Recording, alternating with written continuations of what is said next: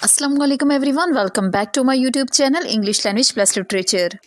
आज की वीडियो के अंदर हम फेमस राइटर फ्रांसिस बेकन को डिस्कस करने जा रहे हैं, जो कि एलिजाबेथन एज के अंदर सबसे फेमस एसेस था, यानी एक मशहूर लिखने वाला था, यानी एक फेमस एसे राइटर था। सर फ्रांसिस बेकन को फादर ऑफ इंग्लिश एसेस भी कहा जाता है। और अगर फादर ऑफ एसे की बात की जाए तो फादर ऑफ एसेस कौन है? Montaigne. Montaigne is the father of essays. लेकिन जब ये क्वेश्चन पूछा जाए कि who is the father of English essays, तो सर फ्रांसिस बेकन का नाम आता है।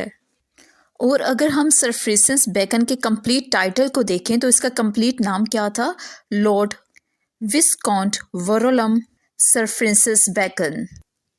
तो एलिजाबेथन एज, जिसे हम रेनाइसा एज भी कहते हैं, और इस रेनाइसेंस एज के अंदर जहाँ पे शेक्सपियर लीडिंग में था, जॉन मिल्टन इसके कुछ सालों बाद आया, क्रिस्टोफर मार्लोव एक अच्छा प्ले लिखने वाला था, Edwin Spenser was also there, Ben Jonson was also there, और इसके अलावा जॉन मिल्टन जो कि मेटाफिजिकल पोइट्री लिखने वाला था, ये सब लीडिंग में थे। इस एज के अंदर सर फ्रांसिस बेकन आए, जो कि फॉर्मल तरीके से एसेस लिखते थे। तो आज की वीडियो के अंदर हम सर फ्रांसिस बेकन को एज अ ऑथर डिस्कस करेंगे। अगर एग्जाम्स के अंदर ये आता है कि who is father of essays, तो आपने कंफ्यूज नहीं होना, फादर ऑफ एसेस मोंटेन है। And if they ask a question about who is the father of English essays, then sir Francis Bacon का ही नाम आएगा। सर फ्रांसिस बेकन एक ग्रेट पर्सनैलिटी रखते थे। सर फ्रांसिस बेकन ने एक ऐसी लाइफ गुजारी जहाँ पे हर दिन उनके साथ कुछ ना कुछ होता था, कुछ स्ट्रेंज इंसिडेंट्स, और सम टाइम लोग हैरान भी होते हैं कि ये किस तरह की पर्सनैलिटी रखते थे। और यही वजह थी अलेक्जेंडर पोप ने उसे कहा the brightest, the wisest and the meanest of Mankind, means the best one and the worst one. अब हम सर फ्रांसिस बेकन के वर्क को देखते हैं कि इसने इंग्लिश लिटरेचर के अंदर कौन कौन सी कंट्रीब्यूशंस की। Firstly we will talk about his personal life. अपने पास पेन और पेपर रख लें ताकि आप इस टॉपिक के स्मॉल नोट्स बना सकें। फ्रांसिस बेकन की पर्सनल लाइफ के बारे में बात करना क्यों ज़रूरी है? क्योंकि उसके father lord keeper of seal थे, तो टेक्निकली वो एक बड़े आदमी थे। अपने फादर के साथ फ्रांसिस बेकन का कोर्ट में आना जाना काफ़ी था, जिसकी वजह से वो एलिजाबेथन जो क्वीन थी उसके साथ कांटेक्ट में आए। अब यहाँ पे एलिजाबेथ ने उसके साथ एक फ्रेंडशिप कनेक्शन बना लिया, और एलिजाबेथन उसे आमतौर पे कहा करती थी लिटिल लॉर्ड कीपर। और एक बार ये क्वेश्चन एग्जाम्स में पूछा भी क्या था, who is famously called little Lord keeper, तो सर फ्रांसिस बेकन ही है जिसे लिटिल लॉर्ड कीपर कहा जाता था। तो अगर एग्जाम्स के अंदर ये क्वेश्चन आता है कि who is father of essays, तो मोंटेन है। मोंटेन क्योंकि फ्रांस से था और एक फ्रेंच राइटर था। और जब ये क्वेश्चन पूछा जाए who is the father of English essays, तो सर फ्रांसिस बेकन का नाम आएगा। तो सर फ्रांसिस बेकन 22 जनवरी 1561 में पैदा हुए, और 9 अप्रैल 1626 में एक एक्सपेरिमेंट करने के दौरान उनकी मौत हुई। और इसके अलावा sir Francis Bacon Queen Elizabeth के फर्स्ट लीगल एडवाइज़र थे। सर फ्रांसिस बेकन ने कैम्ब्रिज यूनिवर्सिटी में अपनी एजुकेशन ली, और अब उनके लिखे हुए पेपर कैम्ब्रिज यूनिवर्सिटी में पढ़ाए जाते हैं, जहां पे उन्होंने उस टाइम की स्टडीज़ के बारे में लिखा है, जो कि अब नॉन फ्रिक्शन स्टडी के नाम से मशहूर हैं। अब सर फ्रांसिस बेकन की पॉलिटिकल थिंकिंग के बारे में बात करते हैं। एलिजाबेथ के जो फादर थे, उन्होंने अपनी एक wife Mary Queen of Scot को कत्ल करवाया, और सर फ्रांसिस बेकन वाहिद ऐसा आदमी था जिसने openly Mary Queen of Scot के कत्ल को फेवर किया, और इसी वजह से उन्हें द ब्लडी मैरी भी कहा जाता है, the bloody Mary Queen of Scot. तो एलिजाबेथ के फादर ने मैरी क्वीन को कत्ल करवाया क्योंकि उसकी अटेंशन और अडल्टी पे शक किया जा रहा था।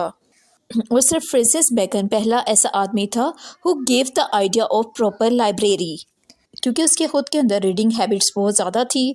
हमारे 90% तक स्टूडेंट सर फ्रांसिस बेकन को एज एन ऑथर पढ़ते हैं, एज अ राइटर पढ़ते हैं, लेकिन वो इस बात से आगाह नहीं है कि जितना काम उन्होंने एज अ ऑथर किया, उससे ज़्यादा काम उन्होंने लिटरेचर और सोसाइटी के लिए किया। और फ्रांसिस बेकन पहला ऐसा आदमी था जिसने रॉयल लाइब्रेरी, किंग्स लाइब्रेरी पे काम किया और इस लाइब्रेरी को उसने 3 हिस्सों में डिवाइड किया। इसमें फर्स्ट पार्ट उन्होंने हिस्ट्री में डिवाइड किया, दूसरा पार्ट पोइट्री का था और थर्ड पार्ट फिलॉसफी का था, और इनके मज़ीद सब पार्ट्स भी बनाए। नेक्स्ट पॉइंट जो हम डिस्कस करेंगे वो है एम्पिरिसिज्म। कहा जाता है कि सर फ्रांसिस बेकन एक एम्पिरिसिस्ट थॉट रखता था। एम्पिरिसिज्म का मतलब है जितना भी नॉलेज दुनिया के अंदर है वो सारा नॉलेज या तो ऑब्जर्वेशन की वजह से या फिर एक्सपीरियंस की वजह से आया है। फॉर एग्जाम्पल, अगर कोई आता है और आपको कहता है कि सूरज मशरिक से निकलता है, या आप खुद इससे पढ़ते हैं कि सूरज मशरिक से निकलता है, तो बेस्ट वे क्या है? तो एम्पिरिसिज्म थॉट ये कहती है कि आप खुद जाएं, खुद इस चीज़ को ऑब्जर्व करें, क्या वाकई ही ये चीज़ ऑथेंटिक है या नहीं। तो अपनी ऑब्जर्वेशन के थ्रू नॉलेज गेन करना ये एम्पिरिसिज्म कहलाता है। लेकिन क्या आप जानते हैं कि अगर हम डीप स्पेस में चले जाएं तो इस डीप स्पेस में कोई डायरेक्शन नहीं होती, और जब कोई डायरेक्शन नहीं होगी तो टेक्निकली वहाँ पे ईस्ट और वेस्ट का कोई भी कंसेप्ट नहीं होगा। और एम्पिरिसिस्ट फिलॉसफी हमें ये कहती है कि हम सच को जानें, लेकिन अपने ट्रुथ को, अपनी ऑब्जर्वेशन से, अपने तजुर्बात से हम सच तक पहुँचें। नेक्स्ट जो फिलॉसफी है वो है सेंशिया पोटेंशिया, जिसका मतलब ये है नॉलेज इज़ पावर। ये आइडिया नॉलेज इज़ पावर कहा जाता है कि ये सर फ्रांसिस बेकन का आइडिया है, लेकिन कुछ रिसर्च पेपर्स के मुताबिक ये आइडिया सर फ्रांसिस बेकन के यंग असिस्टेंट और जो कि उसका सेक्रेटरी भी था, लेवियाथन ने पेश किया।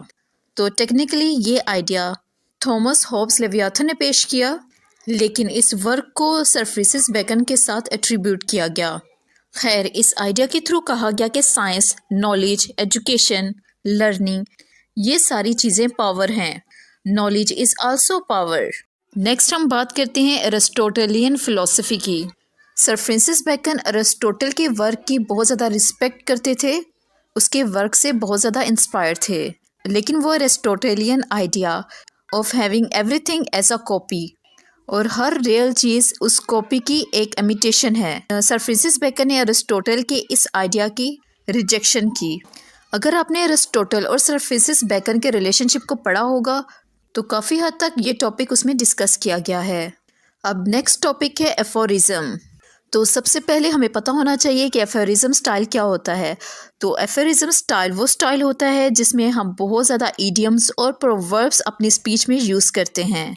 इसमें मल्टीपल कोटेशंस यूज़ की जाती है, मल्टीपल ईडियम्स यूज़ किए जाते हैं, प्रोवर्ब्स यूज़ किए जाते हैं, और इसे एफोरिज्म कहा जाता है। तो सर फ्रांसिस बेकन पहला वो शख्स था जिसने एफोरिस्टिक स्टाइल को अपनी राइटिंग में यूज़ किया। Next topic is Baconian method और न्यू मेथड।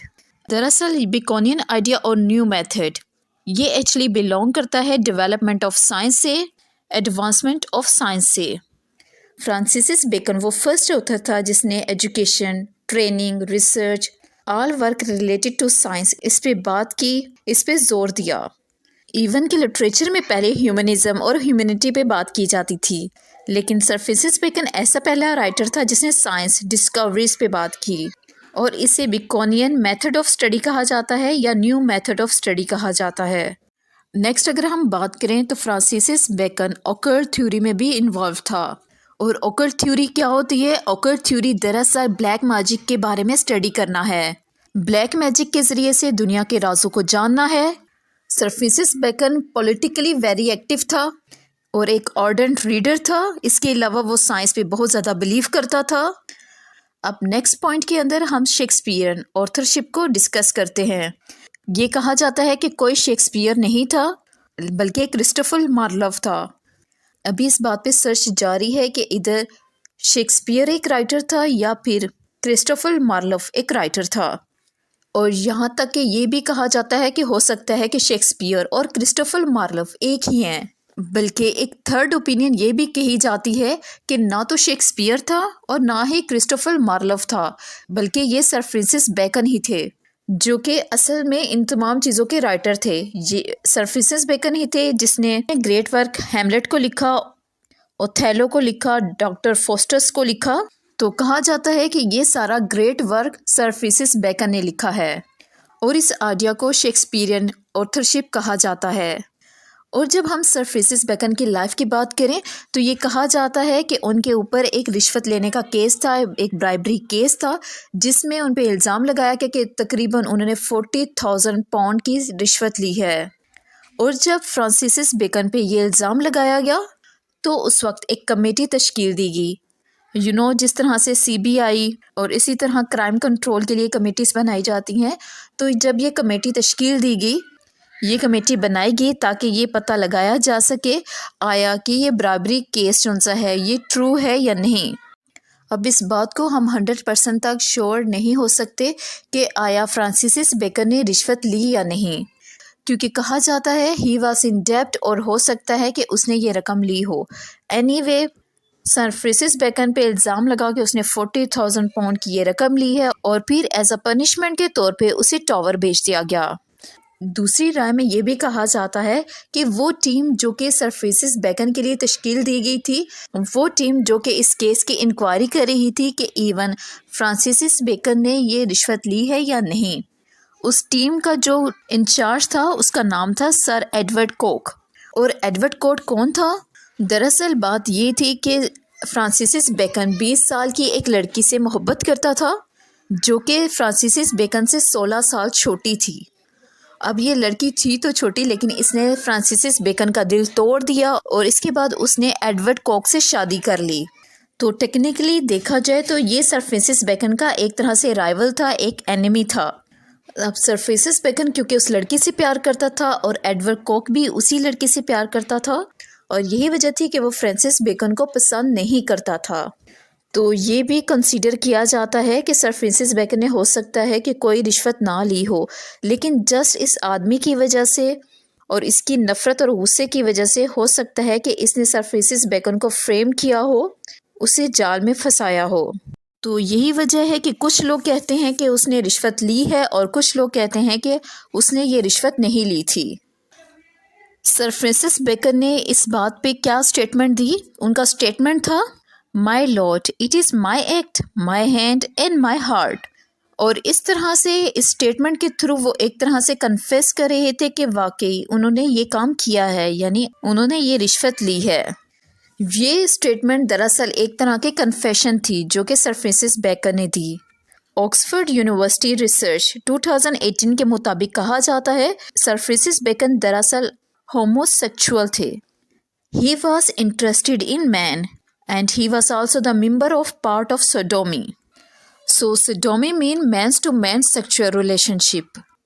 और ये भी कहा जाता है कि हो सकता है कि एडवर्ड कोक ने फ्रांसिस बेकन को ब्लैकमेल किया हो और उसने सर फ्रांसिस बेकन पे जोर डाला, प्रेशर डाला कि कन्फेस करो that you have taken the bribe, otherwise जिनसे मैं ये रिवील कर दूंगा कि तुम एक होमोसेक्सुअल हो।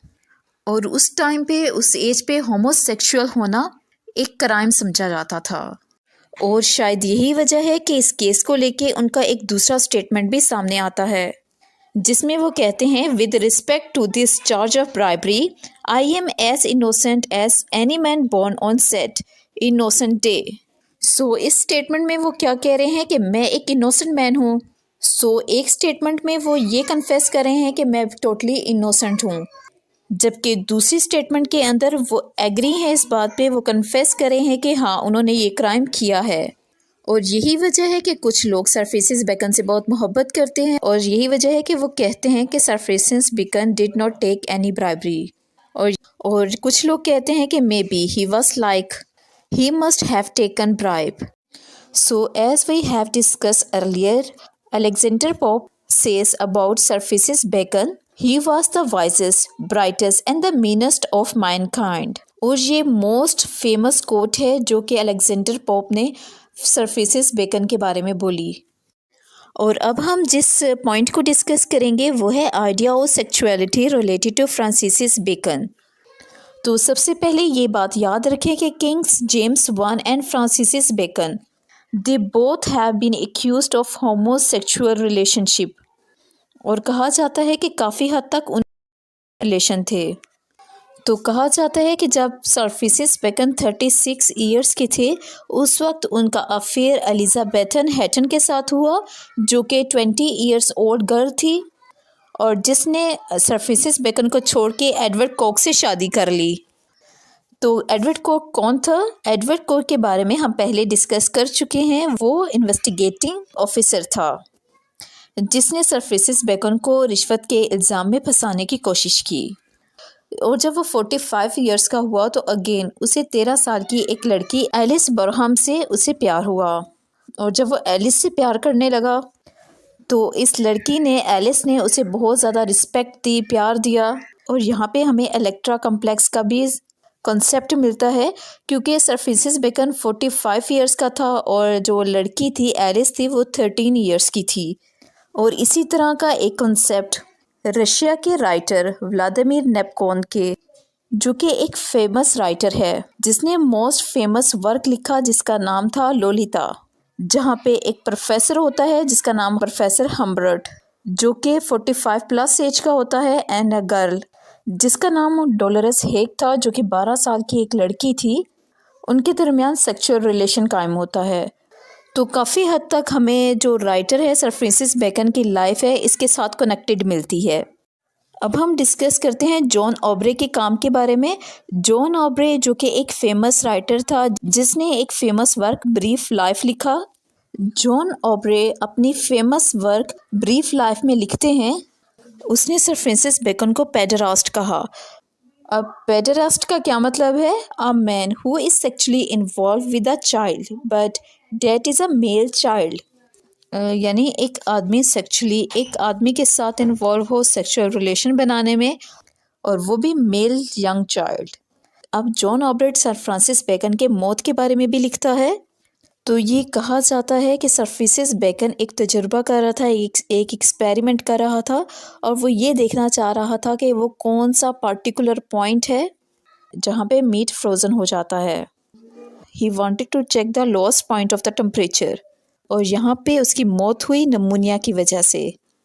तो जब फ्रांसिस बेकन ये चेक कर रहा था कि कौन से पॉइंट पे मीट जम जाता है, फ्रोज़न हो जाता है, तो वो खुद भी इस हालत में फ्रोज़न हुआ जिससे उसे निमोनिया हुआ और उसके बाद उसकी डेथ हुई।